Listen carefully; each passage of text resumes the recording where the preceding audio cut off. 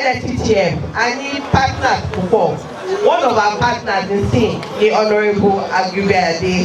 I just want money.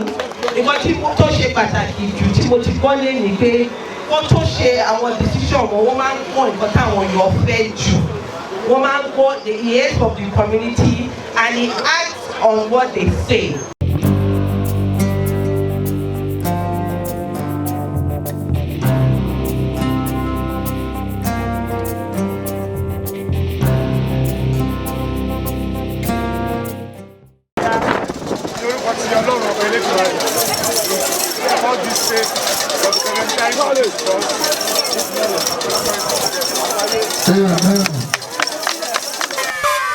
Charlie TV. Charlie. Oh, yeah. Charlie TV. Àwa hand over àwọn mọ́tò yìí fún àwọn tí Ọlọ́run ṣàlẹ́ṣà pé wọ́n máa lò wọ́n. Ká sọ ìdí tá a ṣe ṣe ìpèsè ọkọ̀ yìí. Báwo ni a ṣe ṣe? Àwọn kí ni nǹkan tí a kábí ran àwọn èèyàn lọ́wọ́? Machine mẹ́wàá tó wà nílẹ̀ yìí. Laskota ó máa gba mẹ́ta ń bẹ̀. Laskota Ikorodu Central agbẹ́yọ̀ kan. Laskota Ikorodu West agbẹ́yọ̀ kan. Laskota Ikorodu North agbẹ́yọ̀ kan. Àwọn tí wọ́n ní ìpèníjà nípa gbígbọ́rọ̀ a máa fún wọn ní méjì. Ọmọ tí ó sọ pé kí n ra machine fóun yẹn ó máa gba machine kan bí ilé ni ó máa gbé lọ. Dúró fàbí ọ̀rọ̀ machine ṣe jẹ́. Ọmọ kan náà wá bá mi ó ní POS tó máa fi ń gba owó yẹn. Ó ní kí n rà kan fóun kóun máa fi ṣiṣẹ́. Wọ́n máa rí bí òjò èlò kan bẹ́ẹ̀. Bí a lè wo pé àwọn èèyàn wa tó jẹ́ Haúsá tí wọ́n fi jẹ sẹ́ríkì yáàkì àwọn náà máa lọ pẹ̀lú ẹ̀rọ kan fún àwọn èèyàn ẹni tó ń ránṣọ lọ́dọ̀ wọn. Àwọn Igbo owó mi ṣùṣù wọ́n fi mí jẹ Omema Ndị Igbo wine of Ikorodu division. Àwọn náà máa gbé ọkàn lọ láti lọ fún ẹ tó bá ń rán aṣọ lọ́dọ̀ wọn.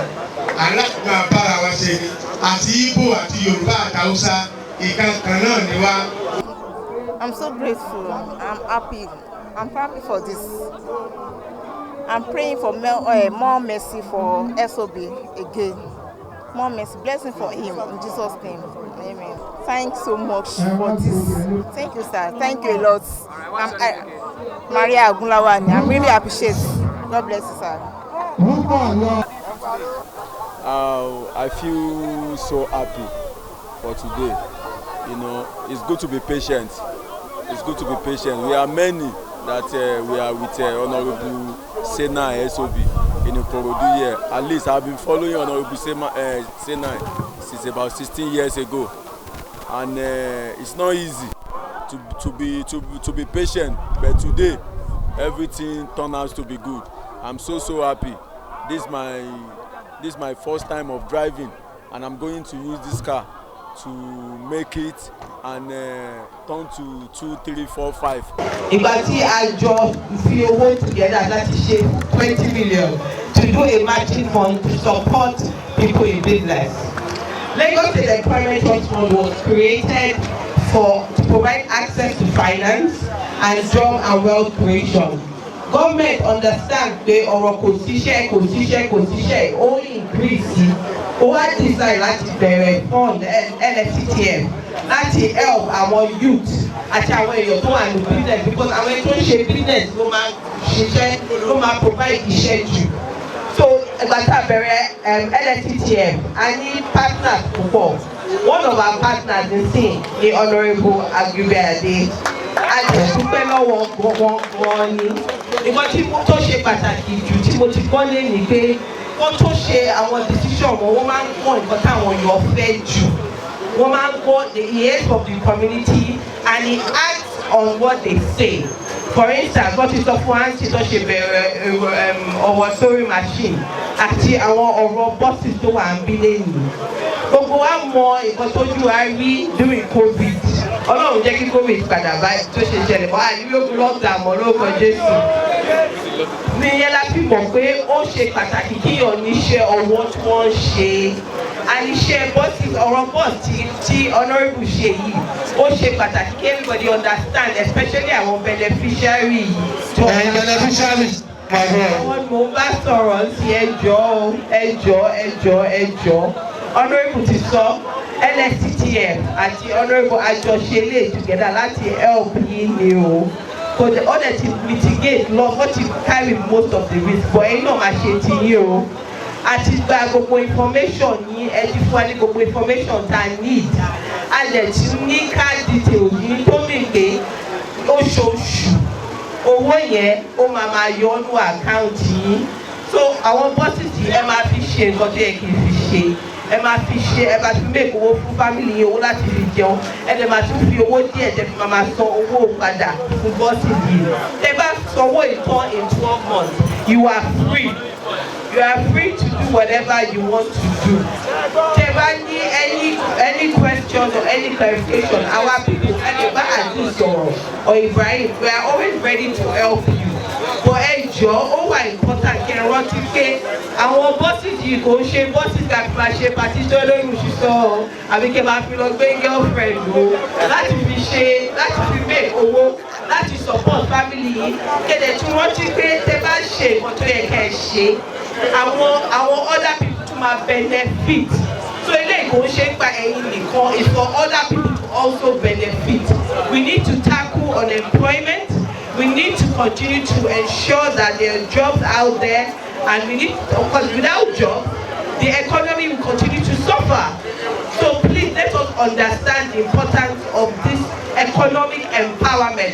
It is a good thing that you have such an honourable that is always consistently and continuously helping the constituency of Ikorodu. Oh yeah, I appreciate one born you. Our we on our own. I want to have lots of ideas what they sell idea. I know they are the more idea. And they take it seriously.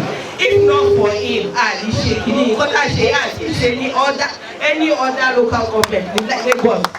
This is the very first time we are launching it, and we are launching it at Ikorodu.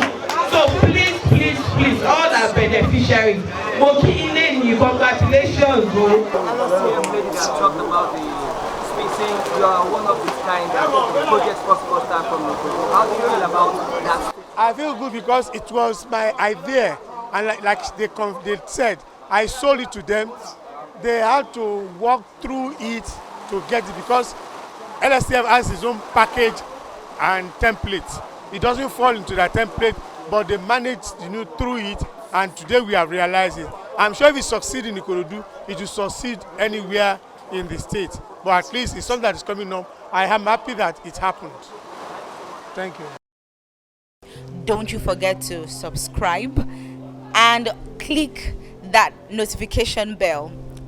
Whenever we post a video, you would always get it right away. Bye for now. See you next time. Charlie and TV. Charlie. Oh yeah. Charlie and TV.